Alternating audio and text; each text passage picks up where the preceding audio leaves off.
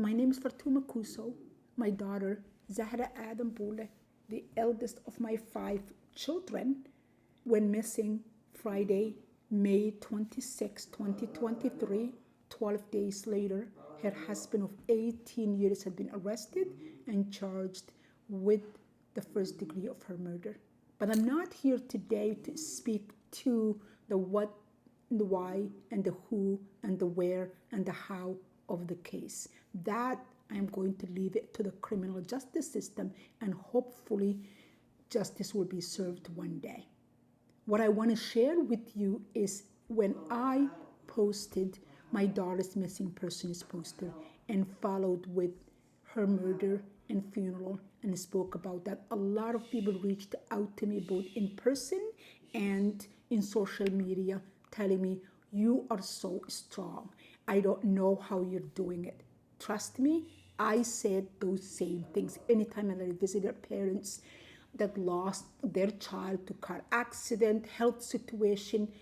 I would think, how is this mother or this father standing around arranging burials, funeral services for their child? How are they walking around? How are they getting out of bed?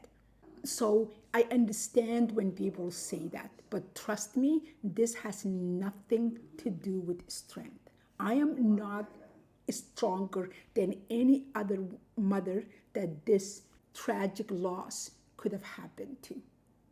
And my days are divided by the hours, and I try to get through the hours and feel my way through this haze of grief that lifts at one point of the day but comes back again. But I'm here today to share with you the reason that I am speaking out. If it's not strength, then what is it? It's this deep-seated anger, this deep-seated rage, the feeling of my daughter had been failed by the medical system. And what I mean by that is every time my daughter had injuries, and I always asked, can I tell you my side of the story?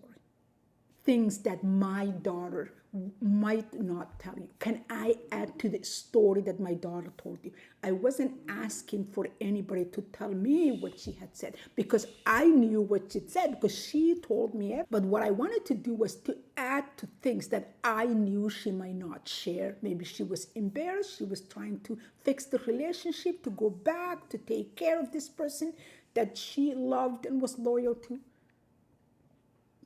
But I had no loyalty, so I could tell things as I heard them from her, as I saw them with my own eyes. But I was always told, no, we cannot take your story, we cannot edit her file because we have to protect her privacy. What privacy? I'm not asking you to tell me what she said. I am telling you what I know so you can add to it. You can hopefully give my daughter a full risk assessment of telling her, if this happened today and this happened yesterday and this could happen tomorrow, then this is where this is headed. Would that have saved my daughter? I don't know. But what I know is we were let down. My daughter was let down by a system that said privacy, and I failed to see where is that privacy. If I am not asking you to tell me what she said, how are you breaking that privacy? I don't know. So ironically, all those files that I couldn't add to became mine as soon as my daughter was murdered at 36, her life cut short. Those became mine. Now I needed to give consent to this agency and to that agency for them to access a file that I wasn't allowed to add a sentence to. If you're listening to this video, does that make sense to you? Do you see that as something that makes sense? If I'm not asking you to tell me what she had said, I'm just giving you more information.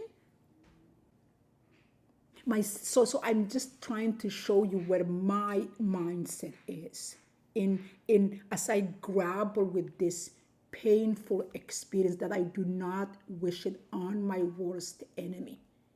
And I try to walk myself through this haze of grief and anger. And I also share this with you that if you are a woman in this kind of situation, please give consent to somebody in your circle, somebody you trust, somebody that loves you, somebody that would advocate for you.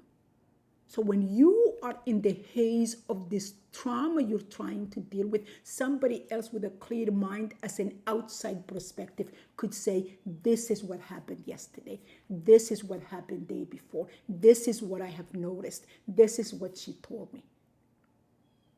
Please sign that consent form to your doctors, to your medical providers, so somebody else could add their 2 senses. So you can see a bigger picture. Somebody else in the professional sense could say, this is what we notice.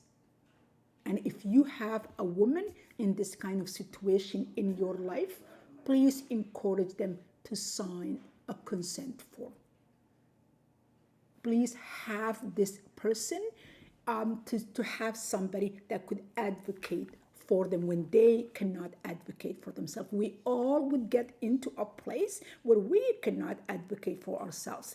And hopefully we would have somebody else in a clear mind could advocate for us. Because I have my mother in her 90s that's living with Alzheimer's, and I am her advocate because she cannot advocate for herself. And that's where all of us are at some point in our life needing an advocate, no matter what the situation.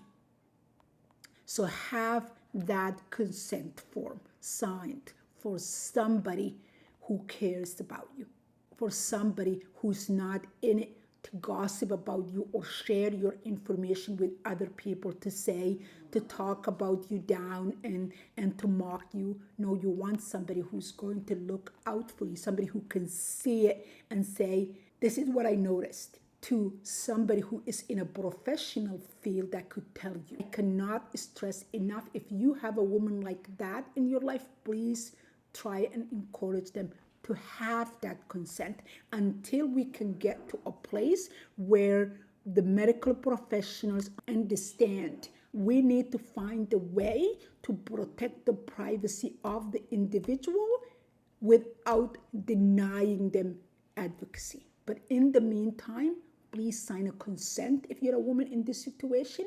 And if you know a woman in this situation, encourage them to sign a consent form and take care of each other. Thank you.